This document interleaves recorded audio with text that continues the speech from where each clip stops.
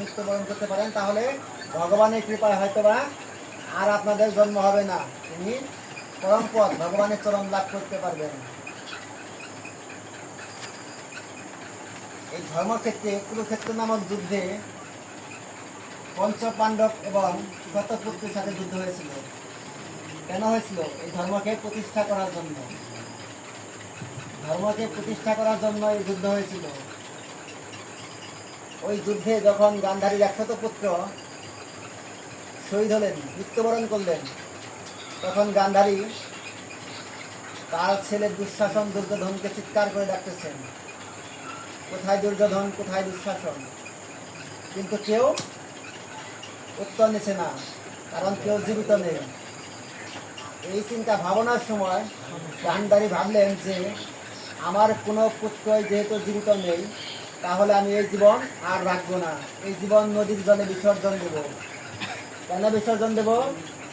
যে আমার কোনো পুত্র জীবিত অবস্থায় নেই, আমাকে মা বলে ডাকার মতো কেউ নাই, তাহলে আমি এই জীবন বিসর্জন দেব। তখন তার পিছন থেকে একজন ছেলে মা বলে চিৎকার করেছিল। কে চিৎকার করেছিল? দুর্যোধন। দুর্যোধন মা বলে চিৎকার করেছিল। তখন গান্ধারী ভাবছিল যে আমার আর কোনো পুত্র বেঁচে না থাকলেও দুর্যোধন কিন্তু এখনো জীবিত আছে। তখন দুর্যোধনকে ওই গান্ধারী জিজ্ঞেস করেছিল, তোদের এই 100 পুত্রকে এই অবস্থা কে করেছে? তখন দুর্যোধন কি বলেছিল?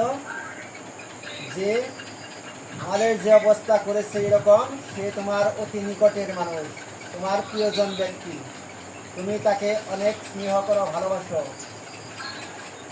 তখন গান্ধারী বলেছিল যে কে সেই, একবার তোর নাম বল। তখন দুর্যোধন ভেবেছিল যে হয়তোবা আমি তার নাম বলে গেলে আমার মা তার প্রতিশোধ নেবে। কিন্তু তার মা কি ভেবেছিল? সে ভেবেছিল যদি মরবার আগে একবার কৃষ্ণ বলে সে মৃত্যুবরণ করে, হয়তোবা এ জীবনে যে যত পাপ করেছে তার সমস্ত পাপ ধুয়ে মুছে যাবে। এই জন্য গান্ধারী বারবার বলেছিল যে একবার হলেও তুই মুখে তার নাম বল। দুর্যোধন তখন বলেছিলেন যে হ্যাঁ, আমি এই দেহ থেকে আত্মা বেরিয়ে যাওয়ার আগে তোমায় একবার সেই নাম বলে দেবো, কিন্তু তুমি তাকে ছাড়বে না, তুমি তাকে ছাড়বে না, আমি নাম বলে দেওয়ার পর তুমি কিন্তু তাকে ছাড়বে না। তখন গান্ধারী প্রতিজ্ঞা করে বলছিল যে হ্যাঁ, একবার শুধু তুই তার নাম বল, আমি তাকে দেখে নেব, আমি তাকে দেখে নেব। তখন গান্ধারী বারবার অনুরোধ করছে। কি কারণে করছে? যে একবার মৃত্যুর সময় শুধু তার নামটা বলে যা, এ যাতে তোর পাপ সব মুছে যায়। তখন দুর্যোধনকে বারবার যখন গান্ধারী জিজ্ঞেস করলেন যে কে তেরে অবস্থা করছে, তখন দুর্যোধন বললেন যে সে আর কেউ নয়, সে একমাত্র তোমার স্নেহের মানুষ, সে কৃষ্ণ। কৃষ্ণ বলার সাথে সাথে তার দেহ থেকে আত্মা বেরিয়ে গেলেন এবং গান্ধারী তখন খুশি হলেন যে আমার ছেলে আর এ জীবনে কোনো ভালো কাজ করুক বা না করুক, মৃত্যুর সময় সে একটি ভালো কাজ করেছে। তখন পাশে থেকে আরো লোকজন যারা ছিল তারা বলছে যে তোমার শতপুত্র নিধন করলো আর সেই তার নাম বলাতে তুমি বলতেছ যে একবার তোমার ছেলে ভালো কাজ করেছে। তখন গান্ধারী চিৎকার করে বলে উঠলো যে এইটাই তার সর্বপ্রথম ভালো কাজ তার জীবনে, যদি পারিস তোরাও একবার সেই বদন ভরে কৃষ্ণ নাম বল। জয় জয় ভাগবত।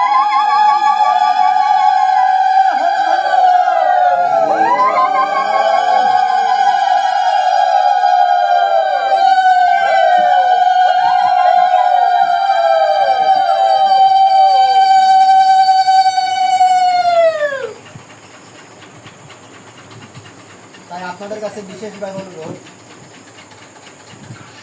নিজের এই পরমাত্মাকে গোবিন্দ চরণ পাওয়ার জন্য একবার হলেও আপনার কৃষ্ণ নাম মুখে আনুন। সময় থাকতে এখনো মুখে আনুন। যদি এই সময় ফুরিয়ে যায়, যখন এই মুখে শক্তি থাকবে না, কৃষ্ণ নাম বলার মতো শক্তি থাকবে না, তখন কিন্তু হাজার চেষ্টা করলেও আর কৃষ্ণ বলতে পারবেন না, তখন কিন্তু এই দেহ থেকে মুক্তি, আত্মার মুক্তি পাবেন না। তাই দেহতে যতক্ষণ পর্যন্ত শক্তি আছে, 10 ইন্দ্রিয় শরীর অচল আছে, ততক্ষণ সেই সময় থাকতে আপনার কৃষ্ণ নাম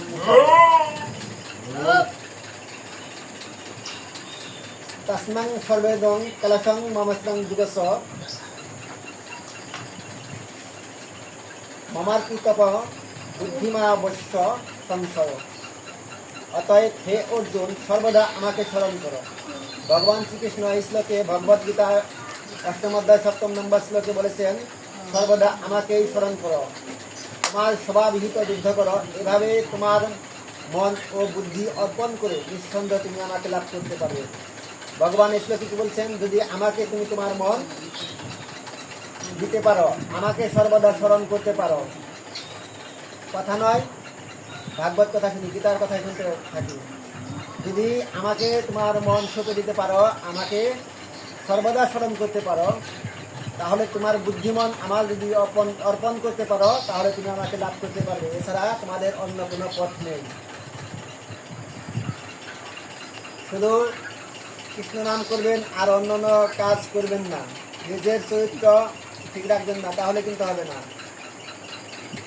কলিযুগে দ্বাপর যুগে ভগবান শ্রীকৃষ্ণ বলেছেন, সর্বদা ছেড়ে দিয়ে শুধু আমাতেই তোমার মত দাও, মন প্রাণ উজাড় করে আমাতেই দাও, তাহলে তোমাকে আমি রক্ষা করিব। কিন্তু সেই ভগবান শ্রীকৃষ্ণ কলিযুগে সে বলছেন কি, আমাকে মত দেওয়ার আগে, আমাকে তোমার মন প্রাণ দেওয়ার আগে আগে তোমার চরিত্র ঠিক করো। যার চরিত্র স্বভাব চরিত্র ঠিক আছে, তাকে আর আমার কাছে আসতে হবে না, আমি তাহার কাছে যাব। ভগবান শ্রীকৃষ্ণ সেই দাপর যুগে যে কথা বলছেন, কিন্তু কলিতে এসে সেই কথাকে আরো সহজ করে এই কলির মানুষকে উদ্ধার করার জন্য আরো সহজভাবে বলে গেছেন যে, সবসময় তোমার মন প্রাণ আমাকে ছুটে দিতে হবে না, আগে তোমার সৎ চরিত্রবান হতে হও, তাহলে আমাকে মন প্রাণ তুমি যদি নাও দাও, আমি তোমাকে তোমার কাছে আমি যাব। তুমি আমার কাছে যদি না আসো, আমি তোমার কাছে যাব। এটা গৌরাঙ্গ মহাপ্রভুর কথা। আজ রবিবার, আগামীকাল সোমবার, আগামীকাল একাদশী। আমাদের হিন্দু শাস্ত্র নিয়ম অনুযায়ী সনাতন ধর্মের সবার একাদশী করা উচিত, সবারই একাদশী করা উচিত। একাদশী করলে অনেকে মায়াপুর, কানপুর, বৃন্দাবন অনেকেই তীর্থস্থান ঘুরে বেড়ান। যদি আপনারা কেউ একটা একাদশী করতে পারেন, তাহলে সমস্ত জায়গায় ঘুরে যে আপনাদের মঙ্গল হবে। একটা একাদশী করলেও কতটুকু মঙ্গল আপনাদের হবে। একাদশী চলে না, একাদশী এগুলো চলে না। একাদশী করে না, চলে না, এটা বলছে কি? কয় কত কত অনেক অনেক জানি কত আছে। একাদশী করতে হবে। একাদশী শব্দের অর্থ ভগবানকে স্মরণ করা। তাহলে